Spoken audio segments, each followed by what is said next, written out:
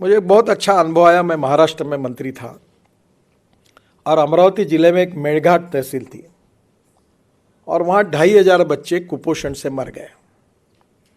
और वो मरने के बाद काफ़ी वर्ल्ड लेवल पर काफ़ी हाहाकार मचा। आपको याद होगा, ये 96-97 की बात थी। तो हमारे मुख्यमंत्री जो थे मनोहर जोशी, वो मुझे कहते थे कि नितिन, ये कैसी स्थिति है, ये मेड़घाट में 450 गाँव है, एक भी गांव में रास्ता नहीं है, ये लोगों का कैसे होगा। तो फिर वो बार बार, मैं भी पीडब्ल्यू मिनिस्टर था, मीटिंग करवाता था और फॉरेस्ट एंड एनवायरनमेंट के चीफ काउंसिलर ऑफ फॉरेस्ट आते थे और 4 से 5 बार मनोहर जोशी उनको कहते थे। एक बार उन्होंने कहा, जब मैं सुन रहा था, उन्होंने कहा की तुम्हाला काहीच वाटत नाही का, इतकी लोकं मेली, इतक्या गावात रस्ते नाही, मुलं शाळेत जात नाही, तुम्ही काम नहीं करू देत, आपको कुछ भी नहीं लगता। 2500 बच्चे कुपोषण से मर गए, बच्चे स्कूल में नहीं जा सकते, वहाँ के किसान हैं, उनका उपज मार्केट में नहीं जा सकती है, इलेक्ट्रिक की लाइन वहाँ नहीं गई, सब काम आपने रोक दिया फॉरेस्ट एनवायरनमेंट एक्ट के आधार पर, आपको इसका कुछ भी नहीं लगता आपको। तो चीफ काउंसिलर ऑफ फॉरेस्ट ने कहा कि sir, I am very sorry, पर मुझे आपको जवाब देना है तो यही है कि I am helpless, I can not do anything. तो मनोहर जोशी जी आगतिक हो गया। तो एक कुलकर्णी करके कमिश्नर थे, वो भी बड़े सुसंस्कृत और अच्छे अधिकारी थे। तो फिर मेरे से रहा नहीं गया, तो मैंने कहा सर, ये तुम्हारे बस का काम नहीं है, ये ऐसे काम में मैं बहुत माहिर हूँ, तो एक काम करो, ये मेरे ऊपर छोड़ दो, मुझे कोई चिंता नहीं क्या परिणाम होते हैं, और मैं ये काम करूँगा। आपको संभव हुआ तो मेरे पीछे खड़े रहो, नहीं रहा तो फर्क नहीं पड़ता, मेरा गया तो गया पद, चिंता नहीं। मैं गया। एक मर्चेंट नाम के दरियापुर में, परतवाड़ा में रहते, एक मुस्लिम अधिकारी सुपरिटेंडिंग इंजीनियर थे। मैं राजदूत पर, उस समय राजदूत थी, उसमें पूरे जगह पर घूम कर आया, कोई रोड नहीं। तो मैंने कहा तुम एक फाइल तैयार करो, और फाइल तैयार करने के बाद मंत्रालय में भेजो।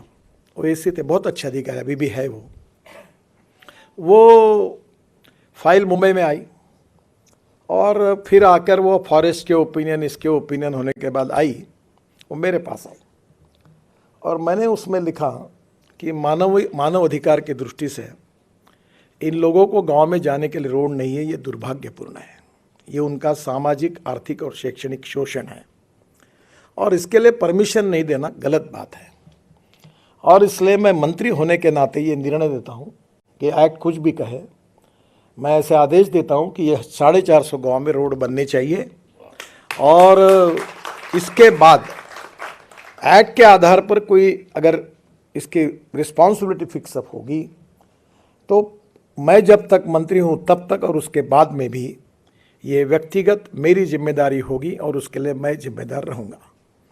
ये लिखकर मैंने तांबे करके, हमारे सेक्रेटरी थे, उन्होंने देखकर उन्होंने कहा कि तुम साहब आपने ऐसे कैसे लिखा है। मतलब कोई फर्क नहीं पड़ता, मैं राजनीतिक पेशावर नहीं हूँ, जो होगा सो देखा जाएगा। और मैं गया, क्या कहा वो मैं अब नहीं बताऊंगा फॉरेस्ट वालों के लिए, क्योंकि वो ठीक नहीं होगा, पर मैंने 450 गांव में रोड बना दिया। और डॉक्टर अलेक्जेंडर हमारे गवर्नर थे, बहुत अच्छे संवेदनशील व्यक्ति थे, मैं उनको हेलीकॉप्टर से लेके गया उद्घाटन के लिए और वो पहले 5 गांव में जाने वाले थे, फिर वो 20 गांव में गए, 2 दिन वो चिखलदरा रुके थे और वो इतने खुश हुए। और फिर हाईकोर्ट में एक PIL भी हुई, तो कोर्ट ने कहा ये वायलेशन है, तो फिर डिपार्टमेंट आपको, सरकारी अधिकारी बोल रहे थे एफिडेविट करना है, मेरा नाम लिखो, जो सज़ा करनी है कोर्ट को मुझे करने दो, क्योंकि इट्स माई डिसीजन। गई तो वो डर गए, बोले ऐसा कैसे लिखना चाहिए। मतलब कोई फर्क नहीं पड़ता, politics is the instrument of socio economic reform. अगर मैं मंत्री होने के साथ अगर गरीब व्यक्ति को न्याय नहीं दे सकता तो कोई बात नहीं, जो होगा सो देखा जाएगा। वो आज रास्ते पूरे हुए, वहाँ स्वाधीनता मिली, वहाँ बिजली, ऐसी तो हालत थी कि एक केवल बिजली का आंकड़ा ऊपर करना था, वही इन्वायरमेंट एक्ट ने उसको स्टॉप किया था। मैंने बोला, कहा बताओ मेरे हाथ से कार्यक्रम करो, मैं कहा लगाना है मैं करा देता हूँ। ये जो संवेदनशीलता थी, ये जो लोकाभिमुख थी कि जिसको हम लोग अक्सर कहते कि मनसा सततम स्मरणीयम वचसा सततम वदनीयम लोकहितम मम करणीयम। Either it is politics or social work or is even administration. It is the instrument of socio-economic transformation. और हम अगर रब का फेयर करने के लिए बैठे हैं तो किसी के जाने में फायदा नहीं और किसी के आने में फायदा नहीं। We need to do something for the people.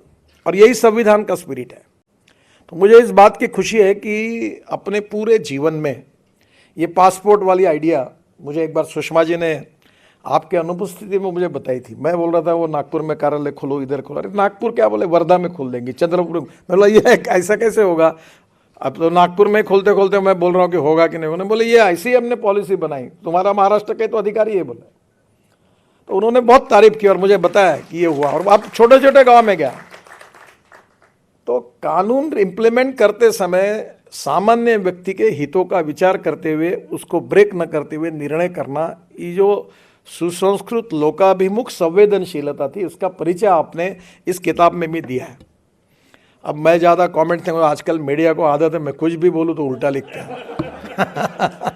तो मैं ब्यूरोक्रेसी में कोई भी कमेंट्स करूँ तो कहीं ना कहीं कहाँ का जोड़ देते हैं और दिन भर चलाते हैं। Every should loyal to his profession. मैंने जो कहा उसके ऊपर मैं कायम रहूँगा। पर ब्यूरोक्रेसी के बारे में कभी कभी एक time is the biggest capital. और मैं अक्सर एक बात कहता हूँ जो मुनि जी की क्षमा मांगकर और जितने प्रतिनिधि क्षमा मांग के बताता हूँ कि जिन लोगों को 1 तारीख को तनख्वाह मिलता है वो जीवन भर टाइम नाम के विषय का महत्व कभी नहीं समझते।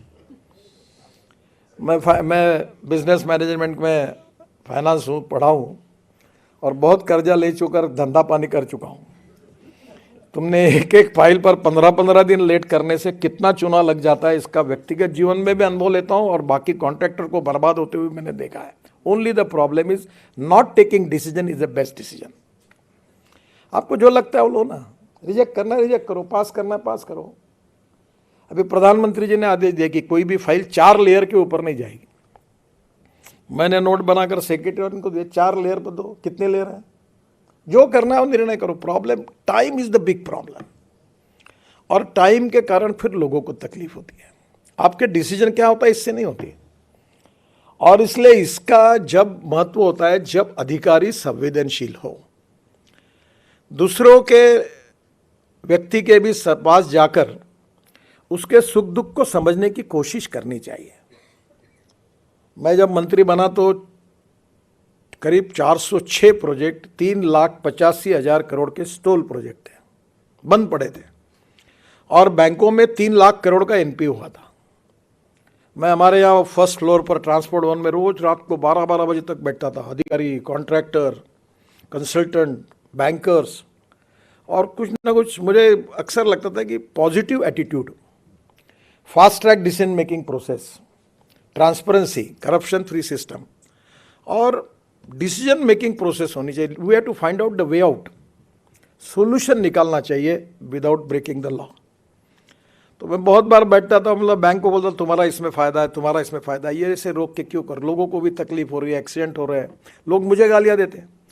एक बार मैंने एक अधिकारी को कहा कि तुम्हारा नाम क्यों नहीं लिखते रोड पर, गड्ढे भाई इतने। तो मैंने नियम बनाया कि रोड पर सब डिप्टी इंजीनियर सबका नाम लिखो कि ये रोड में गड्ढे हैं, तो मैं मेरा ही पुतला क्यों फूके, लोग आपका भी फूके अगर आप लोग जब मेरे लिए करेंगे तो फिर आपकी भी जिम्मेदारी है ना।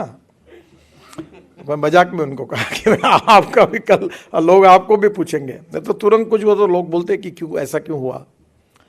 तो शरद जोशी करके हास्य व्यंग्य के कवि थे, मेरे बहुत फेवरेट कवि थे और आज भी मुझे कभी समय मिलता है तो मैं उनकी कविताएं सुनता हूँ। भोपाल के थे। और आपकी जो कविता है वो शरद जोशी जी की कविता को याद करने वाली बात है। बहुत अच्छा व्यंग्य करते थे। उनकी एक पोस्ट ऑफिस करके कविता है, एक उनकी कांग्रेस करके कविता है। पोस्ट ऑफिस कविता बहुत अच्छी थी। वो बोलते अगर अंग्रेज पोस्ट ऑफिस नहीं खोलते, अगर हम खोलते तो क्या होता। तो वो बोलते पहले एक व्यक्ति पोस्ट ऑफिस आता, आने के बाद काउंटर पे जाता, बोलता मुझे चिट्ठी लिखना है। तो उससे सवाल पूछता क्यों लिखना है, आवश्यक है क्या, क्या कारण है, बहुत इमरजेंसी है क्या। फिर बड़े मुश्किल से वो परमिशन देकर एक चालान देता हाथ में, मैं चालान भरता। चालान भरने के बाद मैं ट्रेजरर के पास, कैशियर के पास जाता, उसको चालान जमा करता।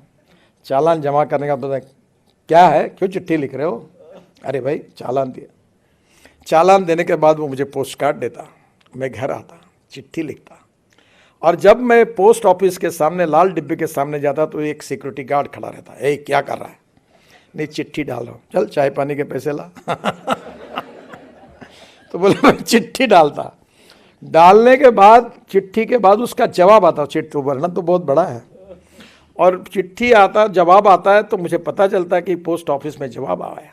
तो मैं जाता, तो वो बोलता अच्छा जवाब आया है, पर तुम शरद जोशी हो, इसका मतलब क्या है? तुम ही हो क्या और कोई हो? जाओ पहले एफिडेविट करके लाओ कि मैं शरद जोशी हूँ और कोई नहीं हूँ, तब चिट्ठी तुमको मिलेगी।